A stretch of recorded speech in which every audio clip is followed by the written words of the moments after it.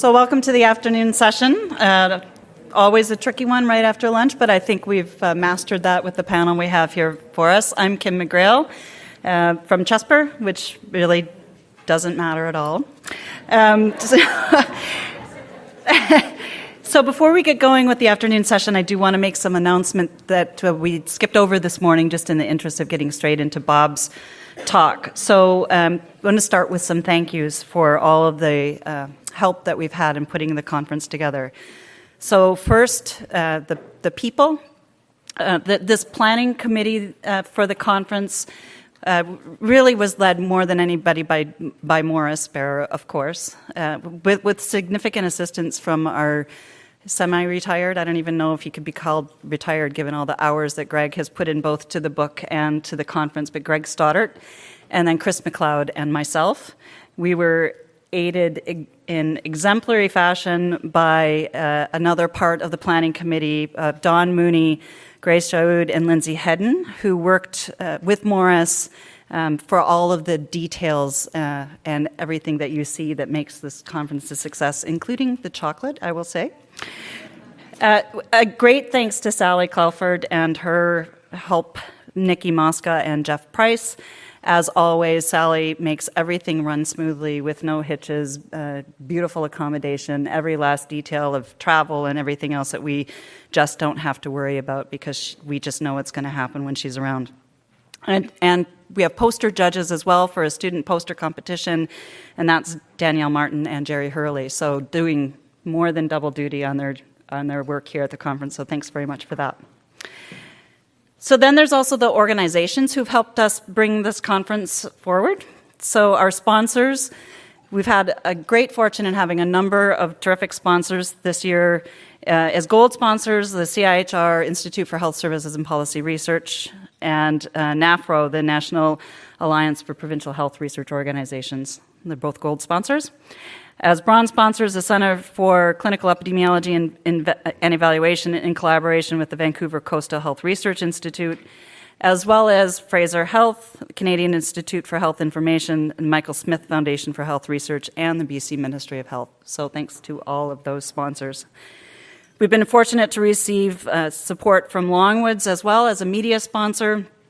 And then we also have a couple of exhibitors, and if you haven't gone to see the exhibition booths outside the doors there, please do go do that. And then that's the Patented Medicines Prices Review Board and the British Columbia Primary Health Care Research Network. And Health Canada has provided sponsorship as well, and it's through that money that we'll be producing a summary of this conference. And as well as Morris has already indicated, we will have the slides and everything up online relatively soon after. So all of the support is critically important, of course. So thanks to everybody for every contribution that you've made.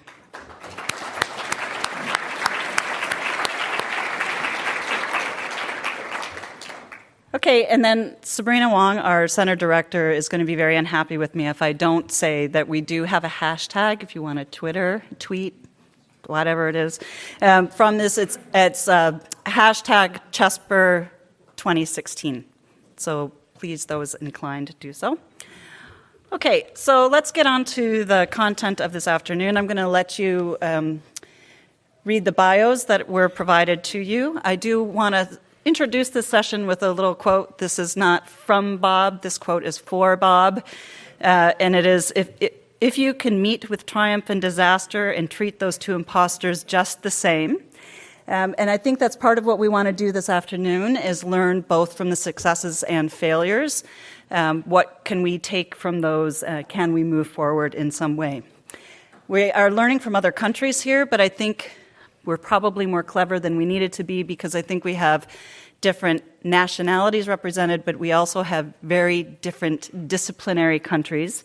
On this stage, we have an economist, a political scientist, and public policy expert, and somebody who's trained in social behavior psychology. So very different perspectives, some similar topics, and we'll take it away with Ted Marmor.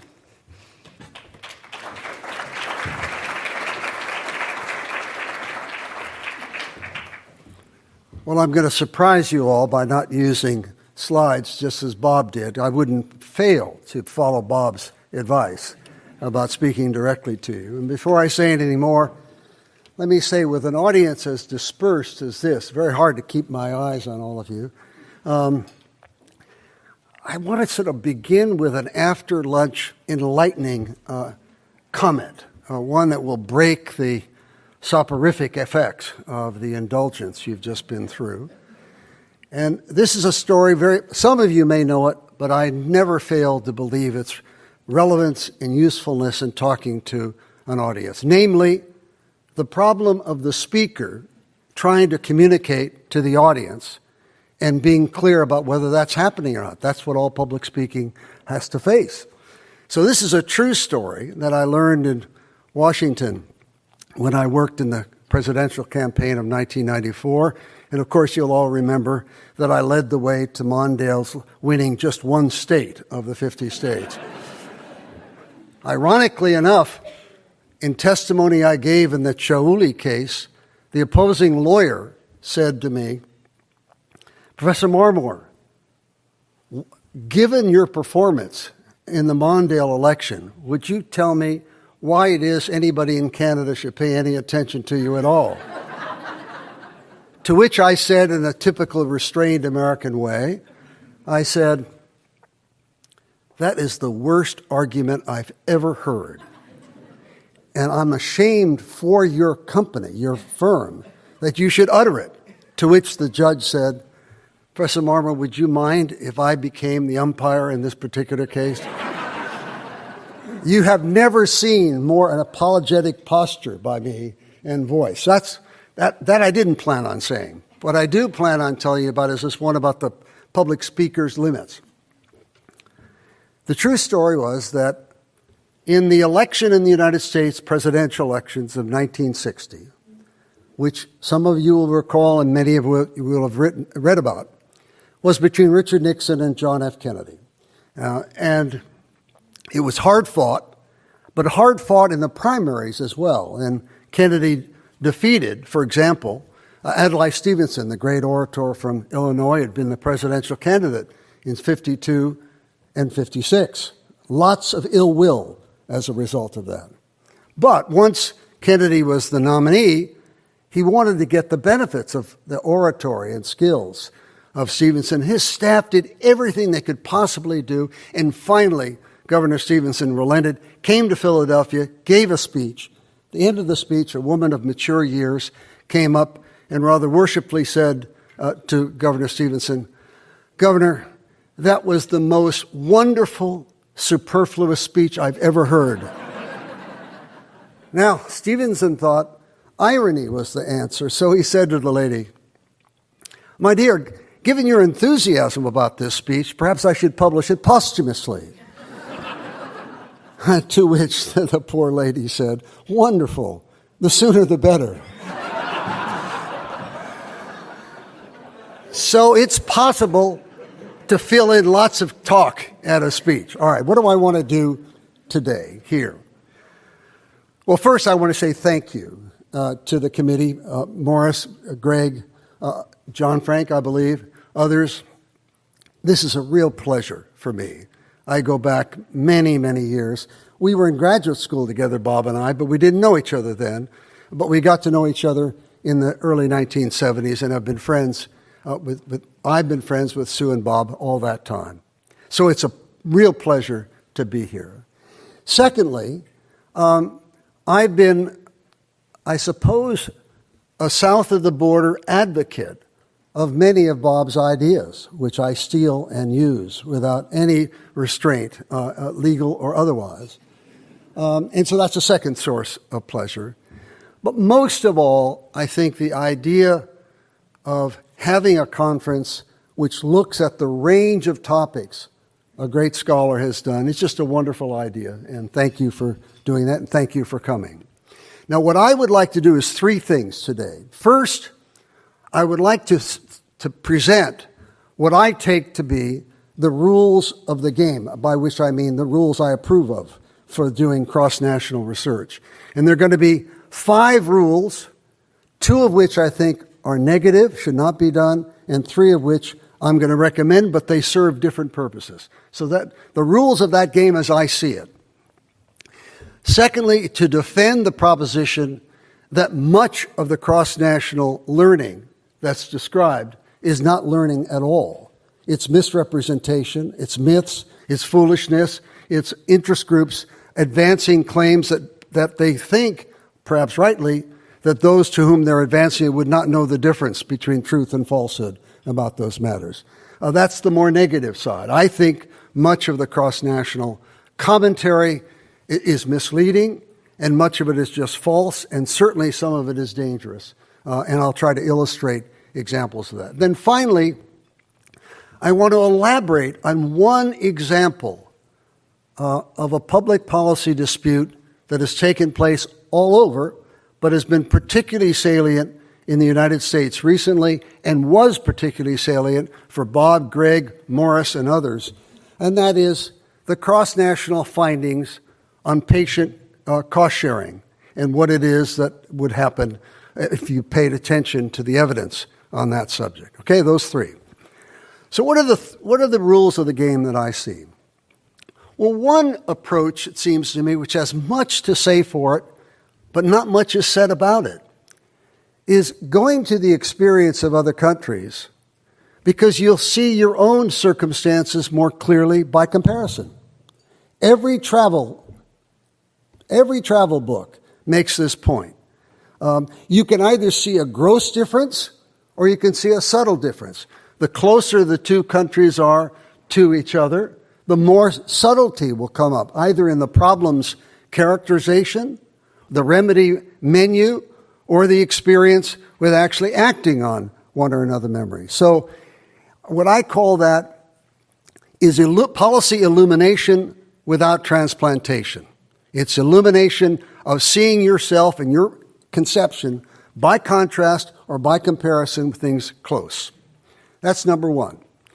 Number two is where two societies or three societies or more are relatively similar in level of economic development or somewhat similar in institutional structure, constitutional and institutional, then it seems to me possible to think of other countries' experience that are similar as a natural experiment for you to think about. Now, natural experiments means uncontrolled experiment. But just think for a moment about how people call upon sources of authority when they're defending a particular policy proposal. I can think of at least four. One is to go back in history and say, we can learn from that for now. That's certainly possible to do, and people do it. But of course, that was then, and this is now. So there's a leap of inference that's required if you're invoking historical information. Secondly, you can invoke cross evidence from different institutional or industry characteristics. I always think about the people who use airline industry examples in order to deal with quality control. And my response to that is I'm sure it's possible to learn something from listing and checklisting going on. But after all, hospital administrators don't fly. And that's an important difference between them and pilots. And so you've got an inferential leap in that respect across industry. A third, of course, is theoretical claims. To what extent should we learn, and Bob spoke about this morning, about the nature of the consumer and the producer, and what would happen if you made that analogy and asked, what happens if there's zero cost sharing by the patient? Well, that would lead you to the view that would there be rapid inflation. If medical care were like bread or beer, more would be consumed. Well, there you've got the leap going from the premises of the theoretical work to the application. And then finally, you've got cross-national work. So this second one, this natural experiment, can be seen as a check against what you might call local provincialism. A third and valuable way to think about cross-national work, I believe, is to say if anything holds across many jurisdictions, if there's a relationship that sustains itself across many, let's say, of equally wealthy societies or equally not wealthy societies, or both, then it follows the logic that something very powerful is going on in that relationship that overwhelms the institutional and other differences across those examples. In short, unanimity or near unanimity about any policy relationship ought to make people think and ask, what's going on here that isn't restricted to this place or that place, but is general? Okay? Now, let me give you an example of that. I was asked, I think it was Morris who urged me to do that, to make sure that I'm not being sentimental about Bob, that he would not like that and that I owed Bob that respect. I wasn't going to be sentimental, I was going to be critical, but I held back from that too. The example I want to use is something that goes back in my research to the 1970s, when my interest was, well, it goes back even further than that.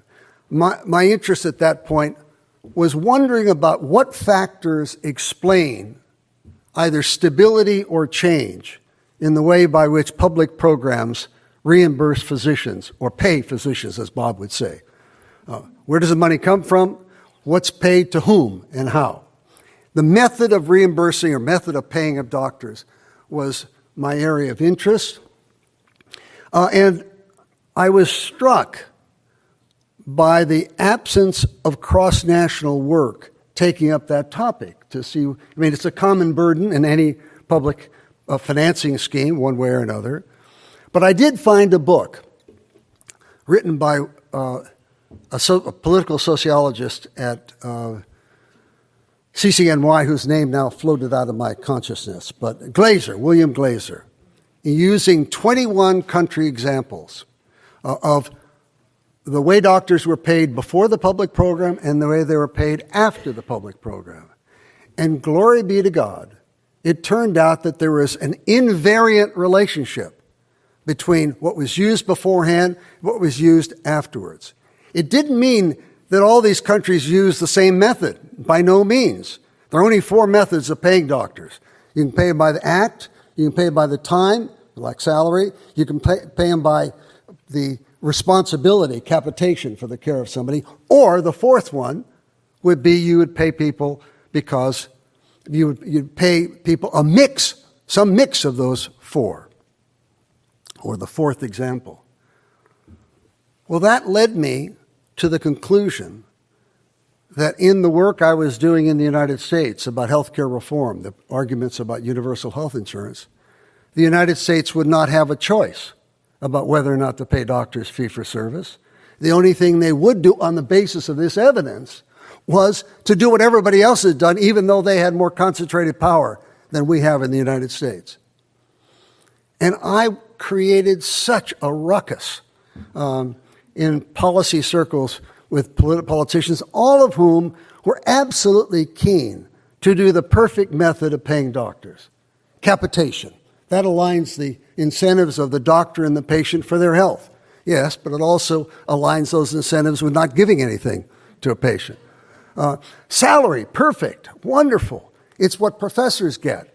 And professors get to disconnect the relationship between what they do and say with any remuneration. It's the ideal professional mode. Except when I got to Brazil, I found out that all the people on salary never showed up. So that there wasn't a panacea here. The point I'm making is where unanimity or near unanimity holds across many different political economic regimes, one ought to be very cautious about assuming that there's not a lesson for that. Okay? Could I just have that water for a second? Thank you. So let me try to then bring this down. I've got about 5 minutes. Let me bring this down to something very much on my mind right now, which has a cross-national aspect, but has a bit of a U.S.-centric preoccupation, because that's where I'm centric, as they say. And that is, what can be learned from the experience in the last 15, 20 years from the American debate about what kind of cost sharing to have, if at all, for those patients or citizens who are insured under our version of Medicare, the elderly, the disabled, and those victimized by renal failure. And looking forward, what's the right view about how patients ought to be involved in the payment for the care they get? Now, what happened over the last 15 years or so, and this is a very important illustration of the power of ideas.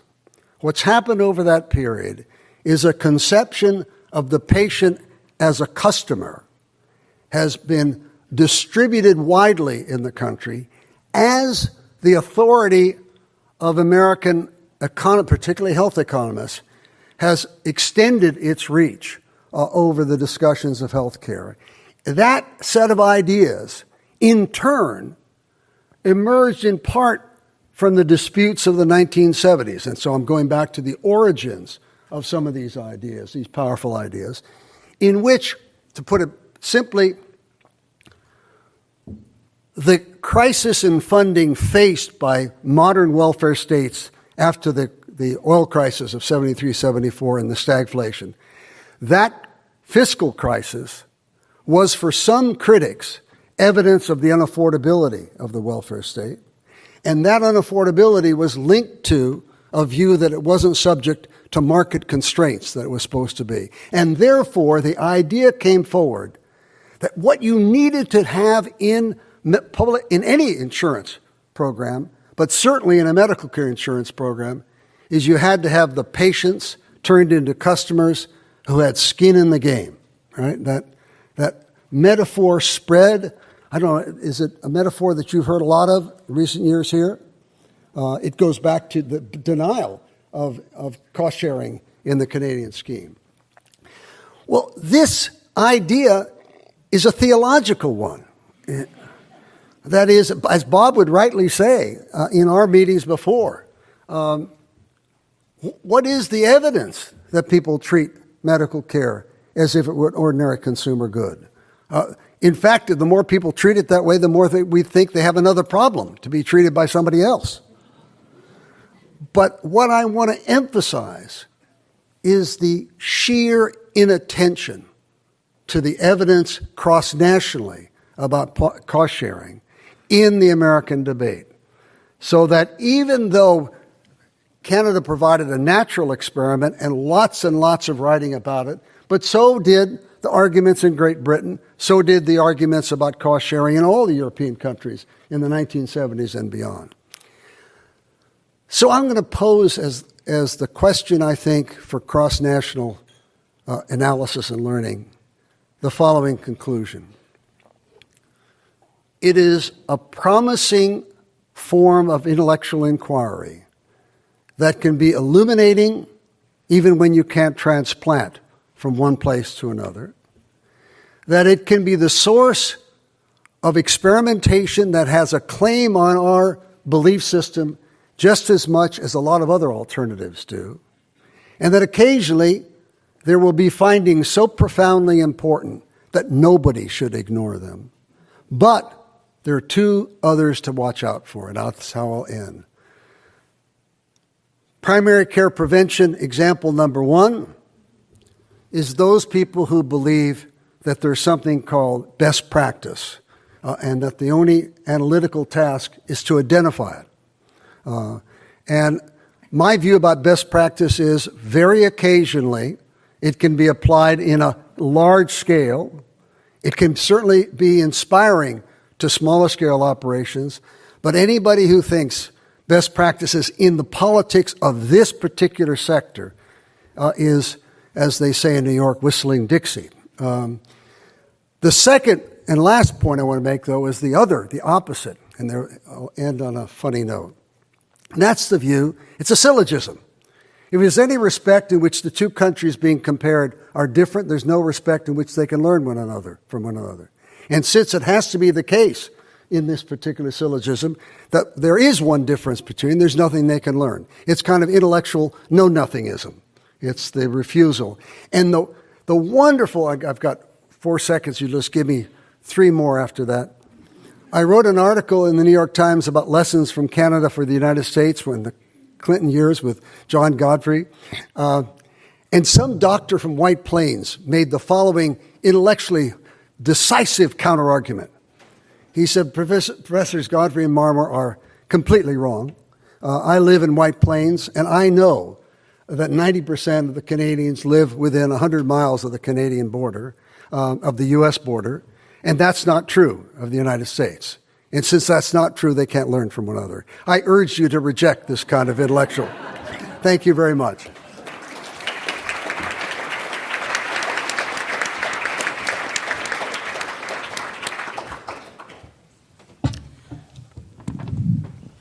Okay, we're happy to take questions if people have questions for Professor Marmor. And if there's no questions immediately forthcoming, we'll carry on and then return to a panel discussion at the end. So, is there anybody who wants to pop up?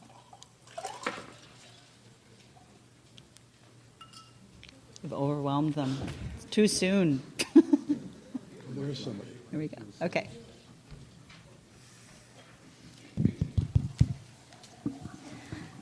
Thank you, Professor Marmor, for that very interesting speech. I had a question about, in the design of a learning health system, it seems important that we learn from other healthcare systems to see how they're doing. When I look at this literature on cross comparisons, I'm wondering if there's something that can provide analytical rigor or clarity and methodological clarity in how to do this cross comparative work.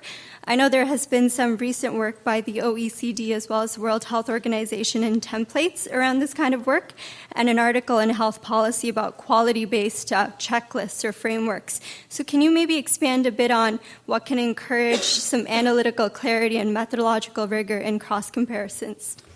In the control of costs or in the explanation for the costs that rise? Possibly in the control of costs. The control of costs. Well, I've thought about that question at some length, and here's the beginnings of what I would say before a more extended response. I would say the first thing that's worth thinking about is who and what interest groups have a stake in cost control, and what's their place in the political institutions of the country. And the reason I say that is that you could think of increasing costs or increased rates of inflation as a collective bad that distributes its effects. If it distributes to anybody, it distributes to everybody. And the question of who represents the countervailing power for that particular position, in the Canadian case, the example would be other departments of government at the provincial level. If income rises at X percent, and medical care expenditures rise at X plus 5%, other people in the cabinet office are the political representatives of stakeholders who have an interest in doing something about it. That's not sufficient, but that's relevant. The second thing is just to imagine that the question of cost control is not a question of technique primarily, it's a question of the political will and capacity to impose costs on people. Let me just illustrate that with this point. Many, many people think that there's some costless form of cost control. If you just do things right, prevention is often thought of that way. There's one argument about prevention which says prevention does good things, but it doesn't reduce costs. But there's a very different version of that argument, which is this. And that's applying Bob's extraordinarily important insight that if it's true, as Bob asserts, if it's true that every dollar of expenditure is a dollar of income in the medical care industry, and since that's an accounting identity, it has to be true, then it follows that if medical care costs are going to be lower than they would have been otherwise, somebody has to have an income that's lower than would have been otherwise. That's the next syllogistic response. And that if that's true, then it must be the case that cost control is going to be controversial. Somebody's going to find losses, and the effort to find costless cost control is a panacea that is so flawed in theory and in practice that there ought to be preventive medicine against it.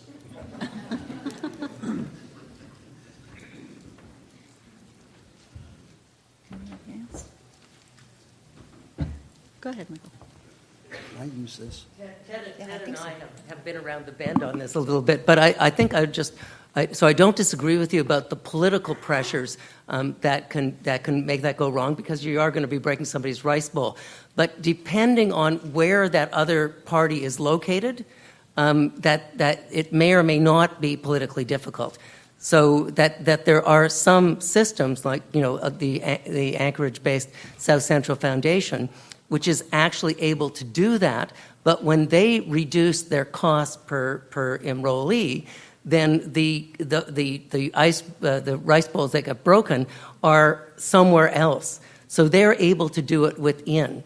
And the other thing I would just throw out at you is Jim Freese's theory, which of course was completely poo-pooed at the time, 35 plus years ago, that if people live longer in better health, they would actually have less disability and lower costs. Again, there's substantial evidence to support that now. And we also have evidence from the last 3 years of the PACE models that I was mentioning, where notwithstanding that people live longer, they do have lower costs. And so again, there's no question that if you try to do that everywhere, you're going to run into some very difficult political problems at some point. But it still may be a viable strategy for some individual health organizations, and it might even be a good strategy for a jurisdiction like a Canadian province, where potentially the money that you're going to be saving is like from international pharmaceutical companies. Not that they aren't powerful, but they're not domestic enemies necessarily. Well, thank you, Michael, for being contentious in a nice way. Let's just think for a second about your example.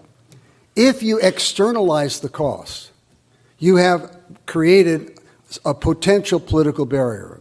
And if, for example, the reduction of expenditures in institution A are then acted upon in institution B, unless the activities in institution B are not allowed to grow, you don't have the balance that you're thinking about. So I think it's important to think about the reduction of per capita expenditures in any one program with the externalization of cost control. Cost control must be in some way controversial for the losers. How well organized they are, where they're organized, that's part of what political institutional analysis is about. And that's why countries, and it's also the case, of course, that the capacity to control costs doesn't mean you want to.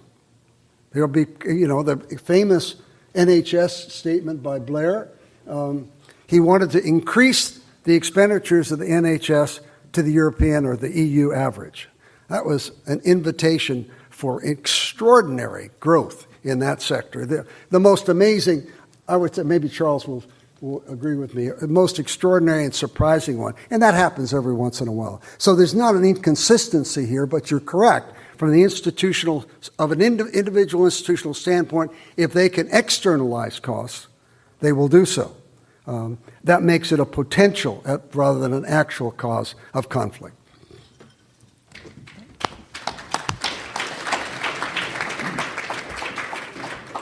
Okay, great. Thanks again to Professor Marmor. We'll move on to Charles Norland.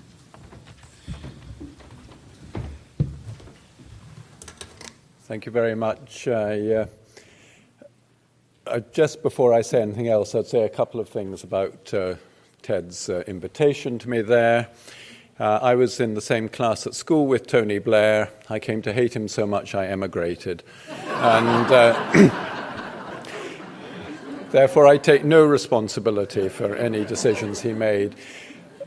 Thank you very much for inviting me to speak today. I do feel very privileged because, like so many people in here, I've learned a lot from Bob. You'll find in particular I learned about understated behavior and sensitivity to everybody's worries. And you'll find this in what I want to talk about today. I had been originally planning, when I was first invited, to try and look at some of the deficiencies of the Irish health system and how we might share some lessons from that. But I discovered it was a little bit like the puzzle my daughter's been giving us recently. You probably know what the puzzle is. The answer is you ask what the other tribe would do and do the opposite.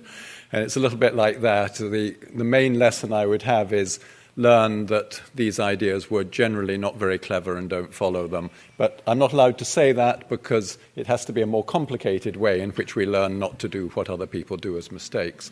So instead, I wanted to use some comparative work that we've been doing on palliative and end-of-life care between Dublin, New York, and London as a basis for trying to draw out some wider system lessons, which I didn't realize it, but going to link quite strongly to what both Colleen was saying this morning and what Francois was saying this morning, because there are many overlaps in the issues there. But what if I can use this, I'm good at this. It has done what I said. Just giving you an outline, you know the general principle. There are two kinds of people, those with something to say and those with good slides. I've got good slides, and so I will slavishly follow them. And the outline I want to follow is, first of all, something on the unimportance of the unexpected. You may not work out yet exactly what I mean by this, but it could be translated as Evans hasn't been radical enough. He really needs to go back and reject rather more than he's rejected. I'll come back to that in a moment. I want to talk a little bit about how interesting demographics are, because I think this comes back a lot to what Colleen was saying. We've got to look at ways in which systems can be adaptable in quite different ways. I want to give a particular example of that. I want to justify why I think end-of-life care is a very interesting model for trying to understand wider systems, particularly trying to understand what people want out of a system. And again, there's been some discussion today already about the kinds of behaviors and attitudes people have and how we can learn from that. Then I'm going to move on to really the two themes of this. What does it mean about how rationing has to happen, and rationing, what I call rationing without barriers, and the implications, therefore, for funding and delivery of care. But I want to start off with the unimportance of the unexpected, and that is, I was talking to a hotel manager recently. I know hotel managers don't treat patients.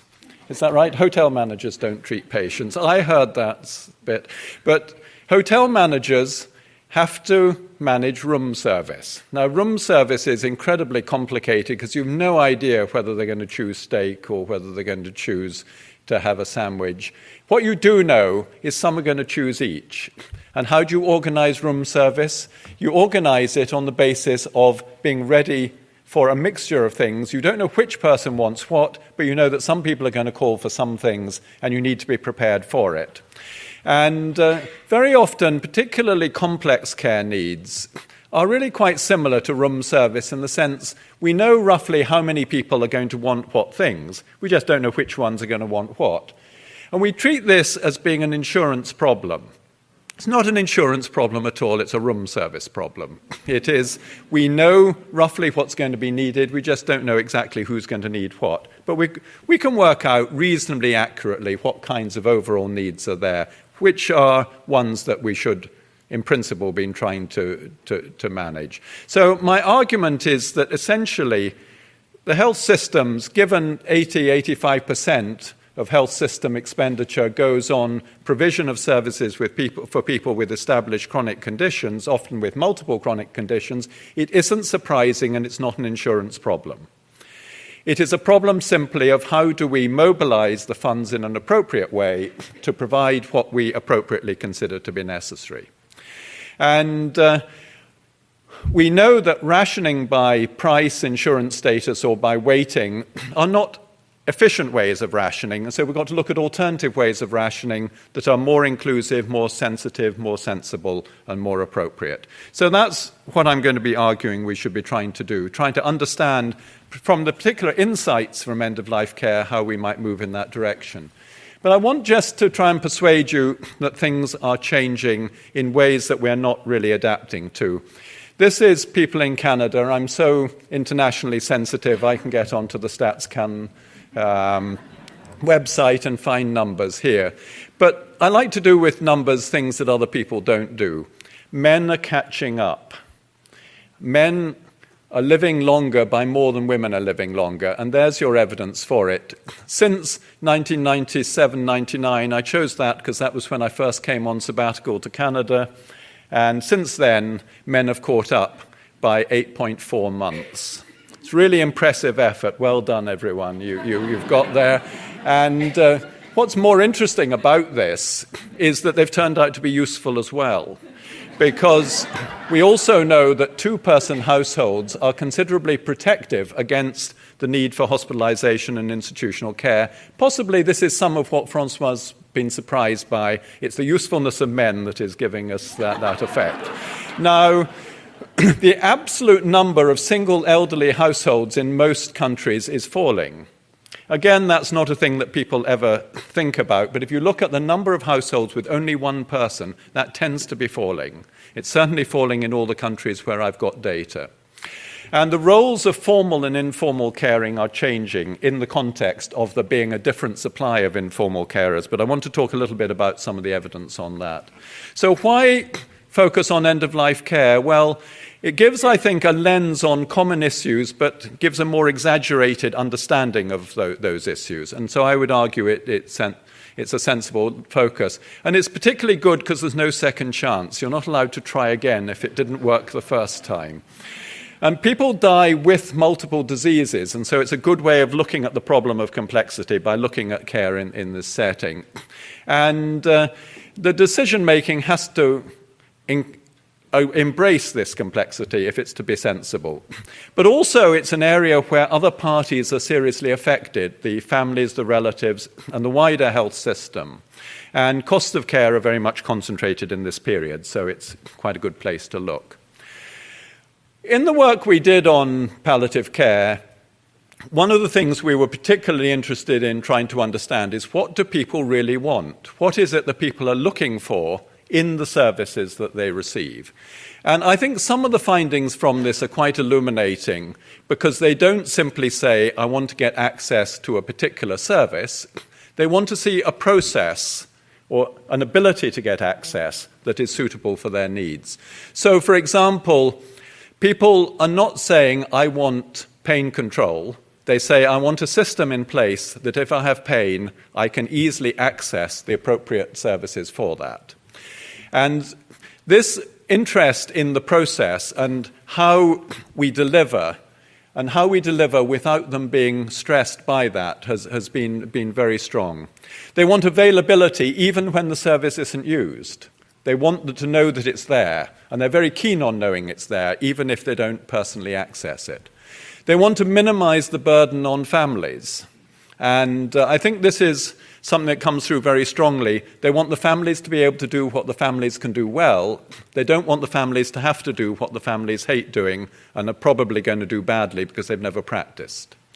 So what we're looking for is a different way of delivering care that is sensitive to these contexts. And I think you see it very well when you look at what people are looking for in care at the end of life. Minimizing the burden on families is not saying they want the families to do less, but they want the families to be able to do what the families can do that others can't. And I'll come back to this briefly in a moment. One of the things they overwhelmingly want is prepayment. They do not want financial barriers at the time of use. But what was interesting was people said, we don't mind paying, we just don't want to pay now. We don't mind if we've had to pay through tax, or we don't mind if we've had to pay through some other charge, so long as it doesn't interfere with access at the time of need. And timing of payment seemed to be more important to people than the level of payment, and that was very strongly expressed. They want participation in making choices, but they don't want to be made to make the choices. And there was a very strong theme that came through. They want to be involved, but they don't want to be left accountable for it. And I remember Uwe Reinhardt's comment about how lucky the Canadians were because they went skiing at Christmas while he had to stay at home and choose his insurance plan. It's very clear that people don't want that kind of responsibility thrown straight at them, but they do want participation.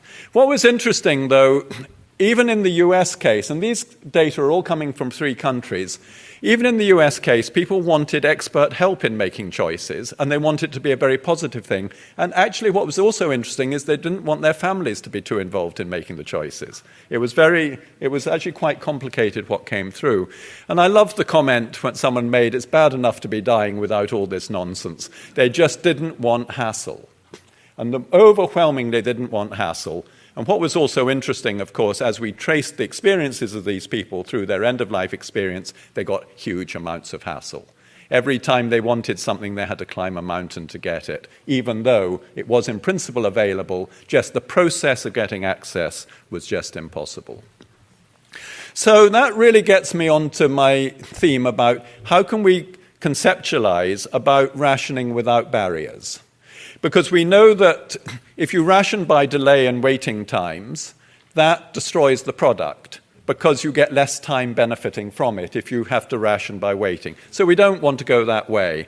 And we know that rationing by hassle and confusion, which is very often the strategy that's employed, have the service available, just make it impossible anyone can access it, then we know that is very clearly expressed in these data that people hated that.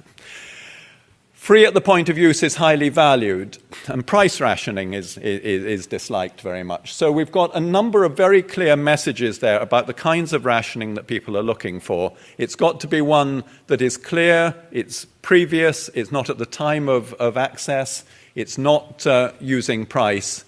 And but one of the things that also came through the same work is that those people who got good help from palliative care doctors early in their illness used less services than those people who didn't get access early. And so it showed that expert decision-making takes away some of the rationing problem by giving people a better trajectory of care that is less expensive because it involves less inappropriate treatment. So expert decision-making early on, and that was one of the things we were focusing on, because one of the questions was, is it useful to see palliative care teams early on in someone's experience? And the answer is it seems to be, because they get less inappropriate care. Turns out that palliative care teams tend to be quite good at this. It was really quite impressive. But as one of them said to me, I learned to be a palliative care doctor by forgetting everything I learned at medical school and starting again. So where does that leave us with the current sort of benefit and utility metrics that are used in cost-utility analyses and things of this sort? And I think my answer is almost nowhere, because these metrics don't really help you work out how could you better describe getting access to appropriate care at times of need. I'm not wanting to be overwhelmingly negative about qualifiers, because qualifiers do a useful job a lot of the time. But what I'm arguing is that in this overwhelming area of complex care for people with complex needs, these kinds of metrics give you pretty little insight, and it's not really very useful. So we can ration a little bit more easily by taking some of the unnecessary care out, but we can't overwhelmingly hope to solve all problems that way. Care protocols can be helpful, but they tend to be too disease-specific. And one of the things I found in looking at the area of end-of-life care is care protocols are very interesting and useful for describing 5% of the problem. But the other 95% keeps coming back and making the whole system more complex, which really pushes me towards saying, I really think the solutions lie in expert decision-making and support much more than they lie in simple protocols. We know that brokerage and case management can have roles because one of the issues is how you avoid wasting resources on inappropriate care, and good brokerage can be helpful there. But we know that formal charging and insurance systems in this area are largely pointless, and I'm glad that I didn't have to be the first person today to say that end-of-life care and long-term care, formal insurance is largely pointless because it doesn't actually solve the problem of mobilizing resources in an appropriate way. So what do I think all of these findings say about the implications for funding and delivery of care? Well, first of all, funding systems have to be relatively simple if they are going to be raising funds in a way that doesn't distort the access to care. And I thought we might call this taxation. This was a name I thought we might usefully apply to it, because it's taking money away from people when they can afford it and giving it to services when they need it. That was, you may not agree with this notion, but I thought it could be quite helpful. We know that transaction costs not only cost, but they also cause distress. And one of the things that we understate, I think, is the extent to which complexity in financing arrangements are not only inefficient, but they're also unpleasant. And on the whole, I'm in favor of being nice to people, particularly around the end of their lives, as these data have been showing. It's quite clear, and it comes back again to some things Francois was talking about, single-pipe systems are overwhelmingly important because, in principle, they allow us to avoid people getting access to the wrong things because the pipe is open for that, but it's closed for other things. So I think it does push us very conventionally back to single-pipe systems. But they should be covering the full range of health and social care in whatever ways are appropriate, as opposed to being more limited to certain kinds of medical procedures. I'll just give you a very quick anecdote on the question of the medical-social divide. My poor mother, who had very bad Alzheimer's, had to have help in having a shower. The big question under the then Scottish system of care was, did she need a shower for medical or social reasons? Now, there was an important distinction here, because a medical shower was free of charge, but a social shower, there was a co-payment. Therefore, of course, our GP, who was a kind and decent man, said she needed it for medical reasons. And I discovered afterwards that everybody got them for medical reasons, because what was the incentive for anyone to argue for it being for social reasons? The obvious part of this story is that it was a completely pointless distinction. I actually don't know what the medical requirement for a shower is, other than that people will talk to you and may even care for you. So it seemed to me that kind of distinction was entirely artificial and was entirely unhelpful. So I think we've got to avoid going down that route as much as possible. I just want to say something slightly critical of Ted's presentation, though, now, just very briefly. And I don't want